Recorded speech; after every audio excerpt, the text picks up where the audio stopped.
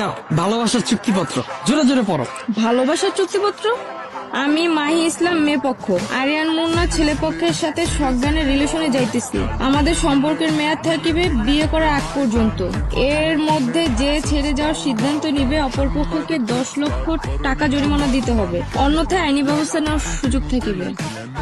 I love you. Voter ID কার্ডের একটা photocopy আর 2 কপি পাসপোর্ট সাইজ ছবি নিয়ে আসো। আই লাভ ইউ টু কইতাছি, যাও। ভোটার আইডি কার্ড দিয়ে কি করবা? বর্তমানের রিলেশনের উপর আমার কোনো বিশ্বাস নাই। বিশ্বাস নাই ঠিক আছে বুঝতেছি, কিন্তু ভোটার আইডি কার্ড দিয়ে কি করবা সেটা তো বুঝতেছি না। আরে ভালোবাসার চুক্তিপত্র করুম। ভালোবাসার চুক্তিপত্র মানে? চুক্তিপত্র বুঝো না?